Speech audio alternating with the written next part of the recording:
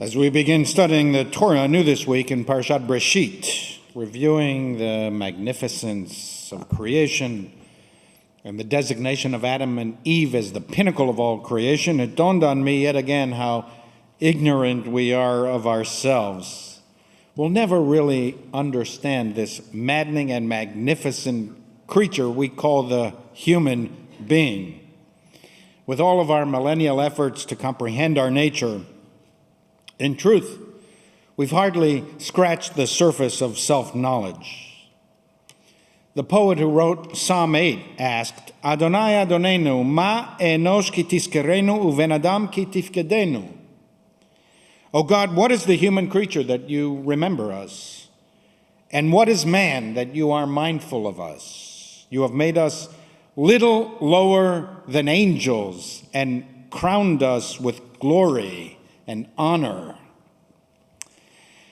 If this is so, if we're little lower than angels, what does that say about the angels?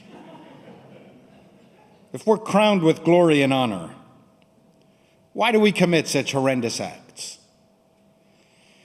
The contrast between our high self-image and the base evil we're capable of has long baffled and intrigued the greatest minds of our species. Shakespeare, who probably knew Psalm 8 by heart, put it this way in the mouth of Hamlet. What a piece of work is man! How noble in reason, how infinite in faculty, in form and moving, how express and admirable, in action, how like an angel, in apprehension, how like a god. The beauty of the world, the paragon of animals, and yet to me, what is this quintessence of dust?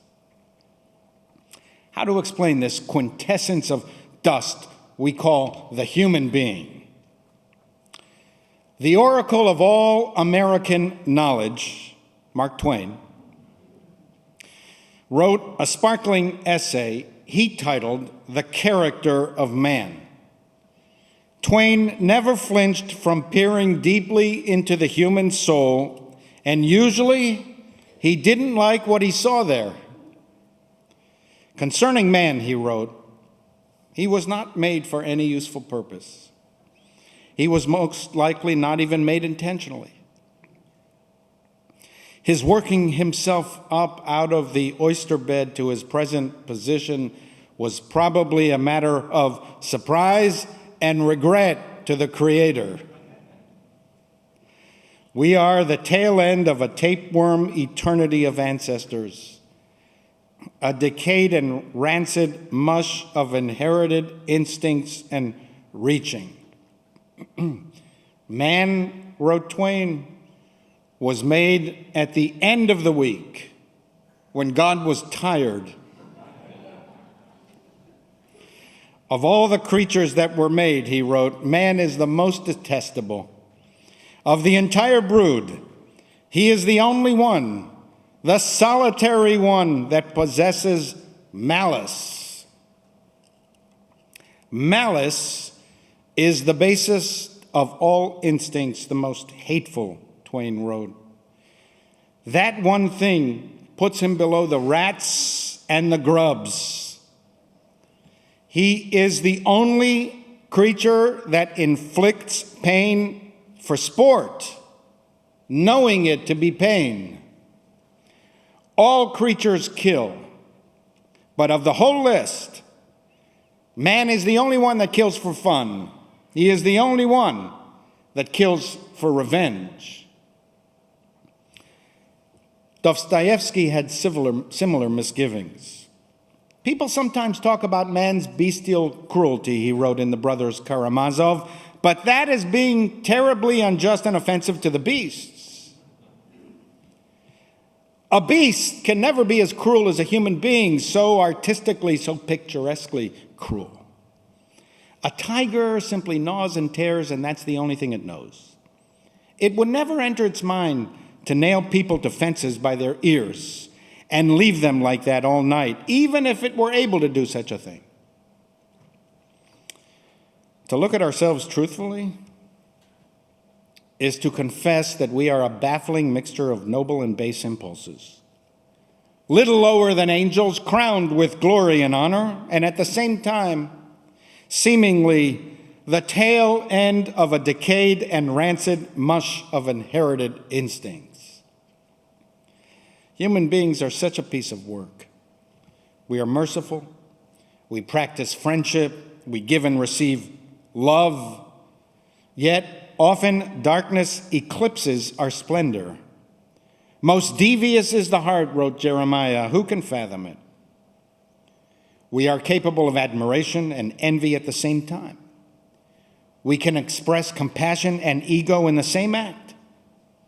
We may be charitable and uncharitable in one fell swoop.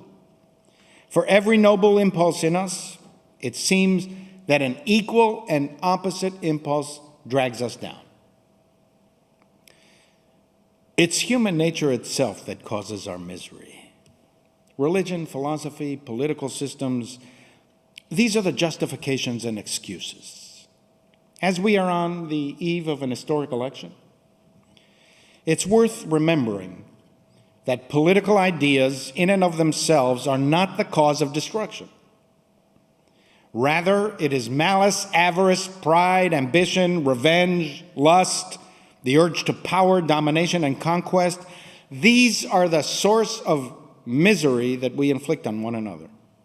No political or philosophical system is immune from human nature. The thread connecting every human misfortune is the human race. Political, religious, and moral philosophies seek to tame the human animal, but we are constantly on the precipice because destruction is in our nature as well. After the opening passages of Genesis, the entire remainder of the Bible, in fact, every Jewish thought expressed ever since, in one way or another, is connected to the effort to tame these destructive human propensities. Judaism insists we have a choice. From the moment that Adam and Eve ate of the fruit of the tree, the ability to choose entered our world. They chose. And with that choice came morality. All morality is based on free will. If we are not free to choose, morality has no meaning. For example, if a hurricane destroyed my house, the outcome might be the same as a neighbor who burned down my house. In both cases, my house is destroyed. But there's no moral significance to a hurricane. If an infant playing with matches ignited my house, the outcome might be the same as if a Ku Klux Klaner purposely set fire to my house. In both cases, the house is destroyed. But there's no moral judgment assigned to the infant, maybe to the parents who left her alone, but not to her. The arsonist chose to burn down my house, and that choice is what makes the action immoral. We know the difference between right and wrong. We do not need others to tell us. We feel it, we intuit it, we just know it. Moral teachers and moral guides do not invent new moralities. They simply remind us and reinforce what we already know. And Judaism insists we are not destined for evil. We have the ability to choose between right and wrong, peace and war, love and hate, life and death. Ra'eh natati lefanecha et ha'chaim ve'et hatov ve'et ha'mavet ve'et ha'ra. Behold, I have set before you life and death, life and goodness, death and evil, blessing and curse. Uvacharta b'chaim leman tichyeh. Choose life, so that you and your offspring shall live. We're not destined to be caught in a maze of immorality. We can find our way out. We can change the direction. The choice is ours. Franz Kafka wrote this compelling short story. Alas, said the mouse, The world is growing smaller every day. At the beginning, it was so big that I was afraid. I kept running, and I was glad when at last I saw walls far away to the right and to the left. But these long walls have narrowed so quickly that I am in the last chamber already, and there in a corner stands the trap that I must run into.